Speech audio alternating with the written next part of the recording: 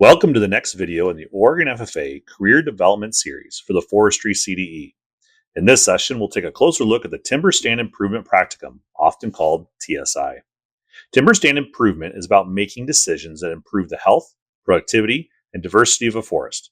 In the CDE, this means evaluating a plot of trees and deciding which ones to leave, which ones to remove or cut, and which might serve special purposes like supporting wildlife habitat. This practicum is probably the most subjective of all the events. It requires careful judgment and reasoning as you make real-world decisions in a real-world scenario, not just solving a textbook problem. Let's dig into how to do this. I'm Jerry Risk. I'm a forester with Roseburg Forest Products. Timber stand improvement from an industrial landowner perspective is going to be a thinning, whether that's a pre-commercial thin where we're coming in at around age 15 and thinning those trees when there's no real commercial value. It's basically slashing with the chainsaw, leaving that fuel out there to degrade and return nutrients to the soil and releasing those trees from competing with each other. Or a commercial thin where there's actual commercial viability in that lumber, where we're going in and thinning that and sending those logs to the mill to be turned into wood products. As a forester, it's my job to get a specific piece of land back into production post-harvest. And that starts with planting. Once we plant, we monitor that stand for mortality and survival to make sure we are meeting the stocking densities that we want from a legal Oregon Forest Practices standpoint, but also from what we've determined to be our ideal stocking densities of around 320 trees per acre. And from age 1 to 5, we're active management, hands-on, treating for brush, treating for competing vegetation, making sure those trees have the greatest chance of survival until they're free to grow, which is essentially 4 feet tall by age 5. From then, it's really hands-off management until about age 15, where we come in and evaluate on a stand-by-stand basis for a pre-commercial thin. If a stand receives a thinning, or if it doesn't, we're really then hands-off until that stand meets maturity. When we're doing a pre-commercial thin, we're out there with the crews as they're cutting trees, and we're selecting desirable species such as Douglas fir over non-desirable species such as incense cedar. And we're also looking for form over trees that may have defect. So we want to keep the trees that are taller and straighter over the ones that may be smaller and have forks in them, crooks, or sweep. So during a commercial thin, we're prioritizing the same types of trees as we would in a pre-commercial thin. However, this time the trees have value. They're large enough diameter, they're tall enough where we can get actual saw logs out of them and send them off to a milling destination to be turned into wood products. During a commercial thin, we're not only selecting non-desirable trees that may have defect, we're also selecting trees that are going to bring even more economic value to the thin itself, and really looking at it on a density standpoint as well. We aren't just entering to take out defect, it's just ultimately to thin the stand and also bring a lot of value back to that stand and take value to the mill to be turned into wood products.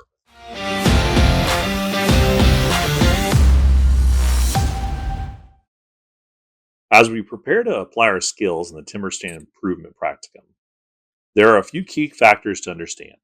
One of the most important is the target number of leave trees per acre, which reflects the overall management goals for the land. Different organizations, entities, or landowners may have different targets, and the goals can vary depending on the specific plot of land. This target is related to the number of leave trees in the plot you're working with. The number of leave trees per plot depends on the plot size, which is provided in the CDE. Using the leave trees per acre and the plot size, we can calculate how many trees should be left in the specific plot. Let's look at an example. Suppose our target is 110 leave trees per acre, and the plot we're working on is 1/5 of an acre. How many trees should we leave in this plot to meet our per acre target? It's simple. Multiply 110 by 1/5, or divide by 5, which gives us 22 trees. So for this plot, we want to leave 22 trees. That's our target for decision making. Here's another example. This time the target is 150 leave trees per acre, given information, and the plot size is 1/8 of an acre, also given information. To find the number of leave trees for the plot, multiply 150 by 1/8, or divide by 8, which gives 18.75 trees. Since we can't leave 3/4 of a tree, we're going to need a whole tree to hit that target, so we round up to 19 trees.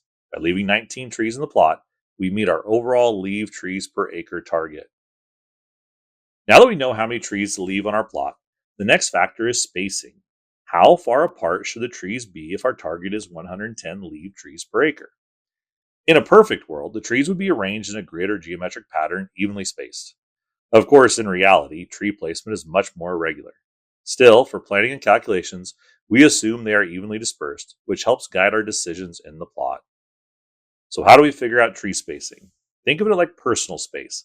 Each tree needs enough room to grow. By removing competition from nearby trees, a process called release, we give each tree access to more soil, nutrients, sunlight, water, and space to thrive. To calculate the space for one tree, we measure in feet. If our target is 110 trees per acre, we need to know how many square feet are in an acre. 43,560 square feet. So, how much does each tree get? Divide 43,560 by 110, and each tree gets 396 square feet. This is the area we can use to guide spacing decisions within the plot. But how do we turn the square footage per tree into an actual distance between trees?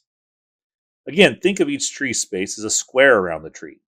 The length of the sides of that square is really the distance between trees. We know the area of that square is 396 square feet. And for a square, the area equals side times side. To find the length of one side, we just take the square root of 396, which comes out to be about 19.9 feet. For practical purposes, we can round this to approximately 20 feet between trees. This gives us a guideline for spacing the trees evenly across the plot. Of course, in the real world, trees don't grow in perfect grids. Plots are often irregular, and trees may be clustered or unevenly spaced. Even so, the 20-foot guideline gives us a reference to make practical decisions. As you walk the plot, you can estimate spacing between leaf trees, looking for areas where trees are too close together, and identifying which trees should be removed to achieve the target spacing. So what might change the number of leaf trees per plot or the spacing we just calculated? It's simple. Gaps in the plot. If there's an empty space where a tree should be based on our spacing calculations, we can't move a tree into that spot. That means the actual number of leaf trees may be lower than the ideal target. This is where we apply our ideal calculations to the real-world scenario, making decisions based on the trees that are actually present and working with the conditions on the land.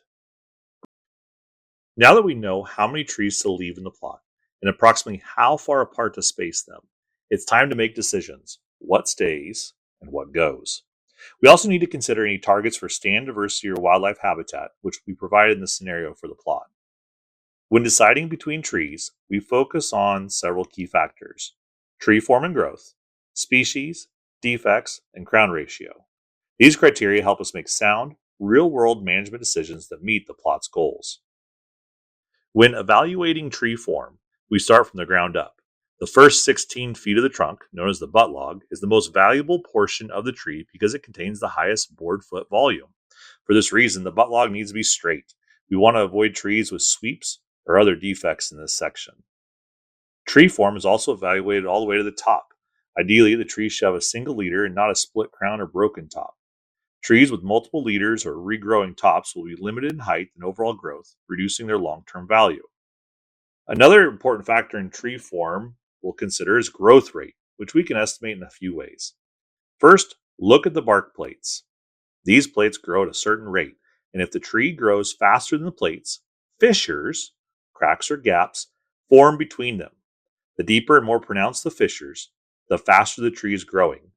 Conversely, tight bark plates with minimal fissures indicate a slower growing tree.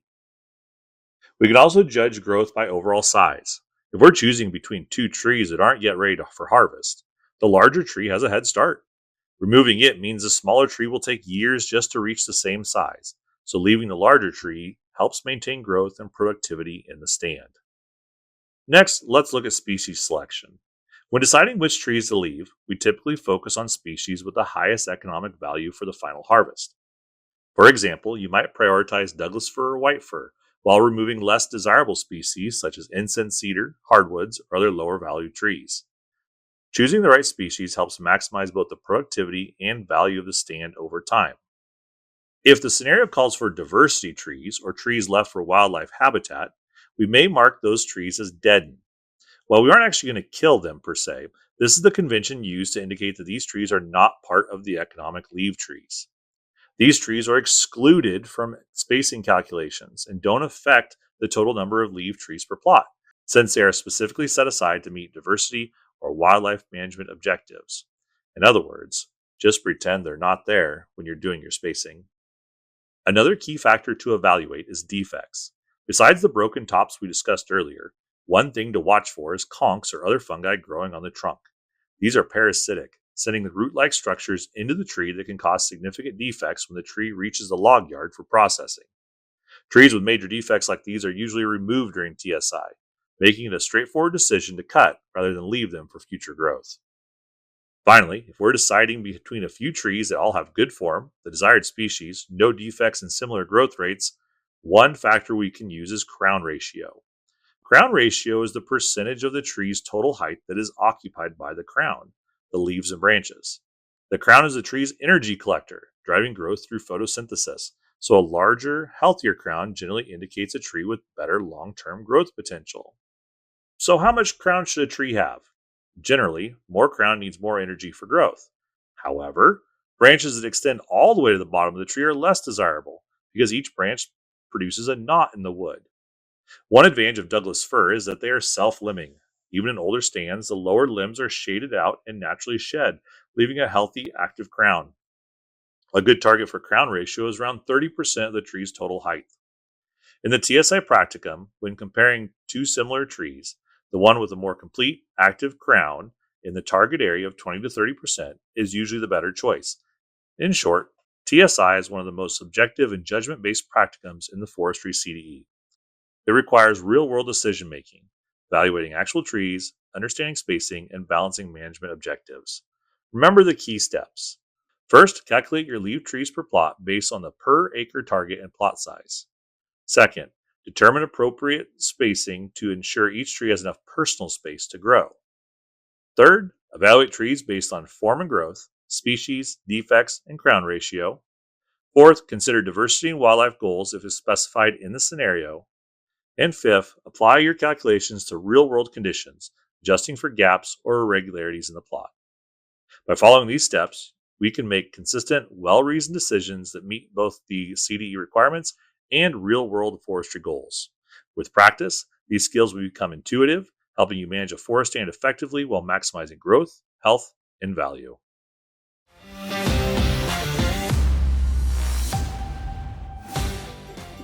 In the forestry CDE, the Timber Stand Improvement (TSI) practicum focuses on evaluating a stand of trees and making management decisions.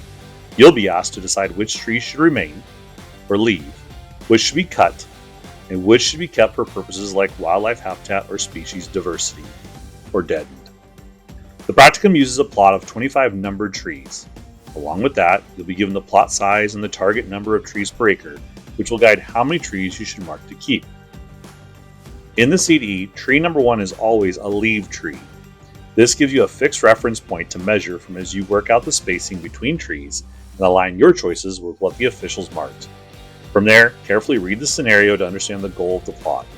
Once you know how many trees should remain, how far apart they should be spaced, and the overall management objective, you'll be ready to make clear decisions for all 25 trees in the plot.